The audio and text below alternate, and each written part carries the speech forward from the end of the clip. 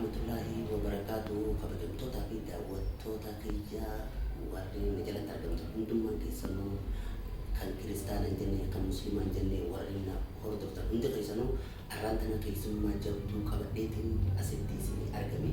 Keessummaan tun eenyu jettan Sheekh Mubaarak kanumaafuu waayaan takka waan barumsaa waan ramadaanaa irraa barachuudhaaf asitti afeeree isaa wajjin wal barannee karaa gaaffii deebii keenyatti ana asumaan na hordofan isinjaa. Assalaamu alaikum warahmatullahi wabarakatuh. Waalaikum salaam warahmatullahi wabarakatuh.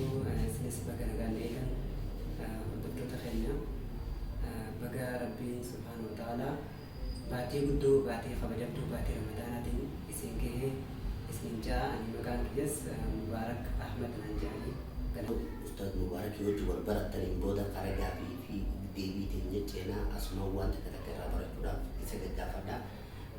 Ustaz Mubaarak bagaasin nu argamte gaafiin teenya inni jalqabaa tokkoffaan soomana jechuun maali?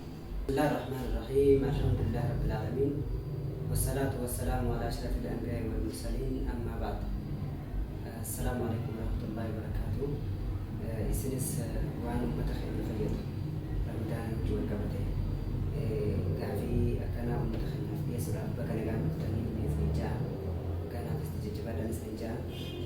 Gama gartee gaafitti yoo jennu soomana jechuun hiikaa akka luqattii fi istilaahatti qaba. Soomana jechuun durarratti luqatan al-imsaak jedhama. If qabuutu soomana jedhama. Uuma fedhe irraa if qabuutu soomana jedhama. Akka hiikaa shari'aatti ammoo al-imsaaku an al-akli wa shurbi min tuluu'i al-fajri ath-thaani ilaa ghuruubi ash-shamsi. Akka hiikaa shari'aatti soomana jechuun nyaachuu dhugurraa akkasuma wantoota gartee soomana kan isirraa balleessan hundarraa if qabuu fajriin namni faaraa yookaan yeroon salaata subii gahurraa qabnee haga aduun seentutti wantoota kanarraa if qabuutu soomana jedhama. Gabaabsinee hiikaan isaa kan fakkaata. Gaaffii lammataa hiikaan soomana jechuun akkasii wanni soomana namarraa balleessa maali? Inshaallah gaaffii bareedduu akkaan uummata keenya fayyadu gaafatte wantoota soomana kana namarraa balleessu beekuu qabamu. Yoo hin beekne soomana qaba jechuu qofaan soomana qabaachuu hin danda'amu jechuudha. Wantoota soomana kana namarraa balleessantu jira. Wantoota gartee soomana kana galata isaa namarraa hir'isutu jira. Gaaffii akkanaati ka gaafatte wantoonni gartee soomana kana namarraa balleessan yoo xiqqaate haga waa torbaati. Tokkoffaarratti aljimaa jedhama. Guyyaa baatii ramadaanaa keessa haadha manaatii wajji rafuun soomana namarraa balleessa. Irra guddaa waan soomana namarraa balleessuuti ammas wanni kun. Akkasuma namni guyyaa gartee baatii ramadaanaa haadha manaatii wajji rafee soomanni isarraa baduu qofa osoo hin taane akkasuma adaballee qaba. Akkuma ulamaan islaamaa ibsanitti guyyaa sanis kabajaa yeroo saniitiif osoo nyaanne osoo dhuyne qabee akkasumatti oolee akkasumatti guyyaa san guyyaa birarraa soomanee hafaluu qaba. Akkasumatti adabni biraatis ni jira. Takkaffaratti halu. Lammaffaratti ammoo inzaal bishaan hormaataa kun namarraa fuudhu. Kunis wantoota soomana namarraa balleessan. Bishaan hormaataa kun akkaataan itti namarraa bu'u hedduudha. Gartee haadha manaa wajji taphachuun haa ta'u, dhudhungachuudhaan haa ta'u, akkasuma laaluu heddummeessuudhaan haa ta'u, qaqqabachuu heddummeessuudhaan haa ta'u, akkasumatti gartee sooshaal miidiyaa kanarrattis laaluu heddummeessuudha. Wantoonni kun bishaan hormaataa kan yoo sirraa buusan soomana kan kee badaa jechuudha. Bishaan hormaataa kan yoo sirraa bu'e ni bada. Immoo abjuudhaan osoo rafu jirtu yoo bishaan hormaataa kun sirraa bu'e soomana kan kee hin badu. Maaliif li'anna naa'imu marfuu'ul qalami jedhama.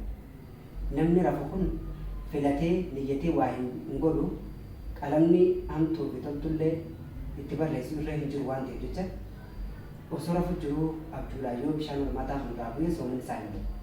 Kanaan alaa immoo akka reefuu jenne sattaa jiru.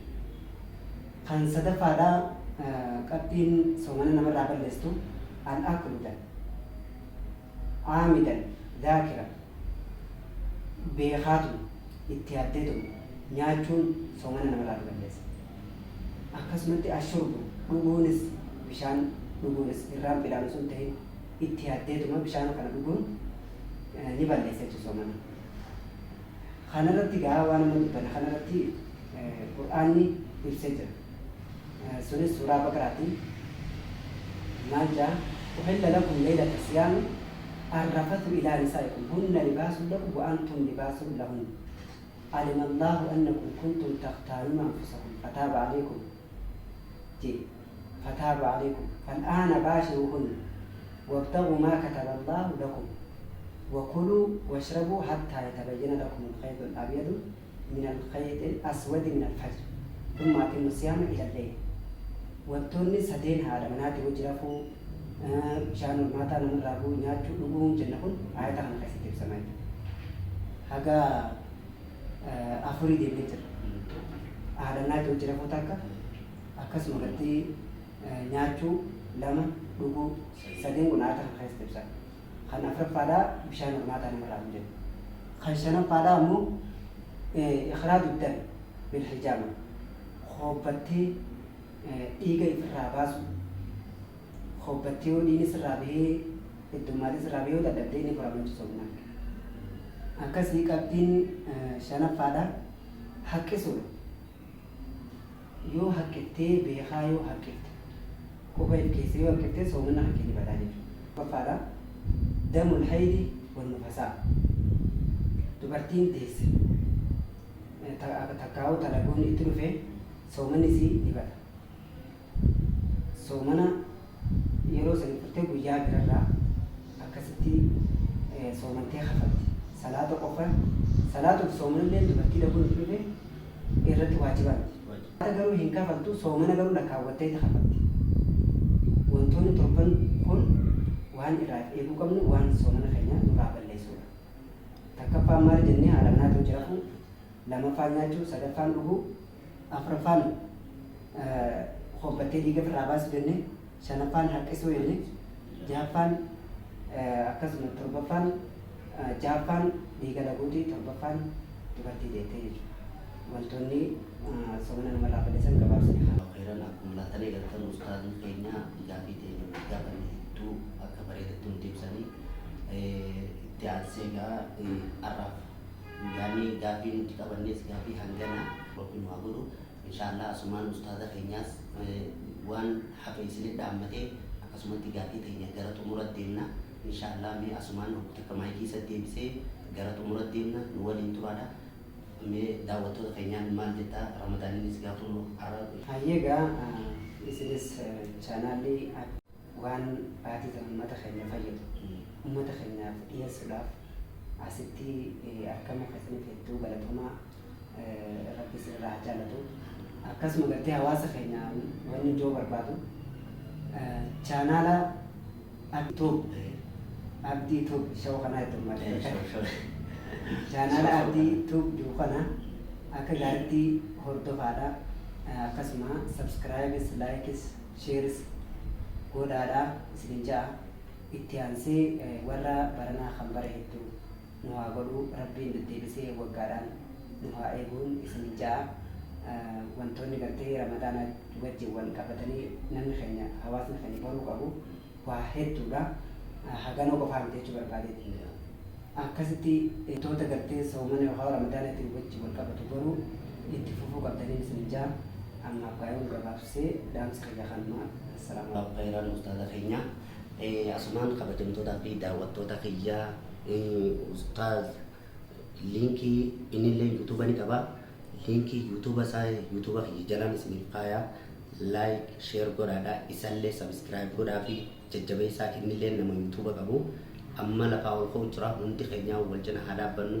Yuutuuba isaa immoo yuutuuba kiyya kana jalaan linkii isiniif hin kaaya. Hundi keessanuu warri maatii kiyya taatan hundummaan barumsa babbareedaa qabannee hanga walitti deebinutti barumsa birootiin Ramadaan Kariim baga Ramadaana jala bultii Ramadaanaatiin isin geenjaa. Asumaan dhaamsa kiyya kanuma na jajjabeessaa like, share, subscribe godhaa hundummaan keessanuu walaa jajjabeessinu wal malee humaan qabnu Ramadaan Kariim warra barana warra bara hedduu rabbi nu haa godhuun isiniin jaa asumaan ustaaza kiyyaas jaalatamaa fi kabajamaa liinkii yuutuuba isaa gizeen as jala isinii kaa'e akkanaaf jajjabeessitan akkanaaf guddiftan maqaa Oromootii fi maqaa hunda daawwattoota kiyyaatiin isin gaafadha kanumaafuu hanga qophii biraa qabannee walitti deemuun itti nagaannaaf turaan isin jaa assalaamu alaikum warahmatullaahi wabarakaatuh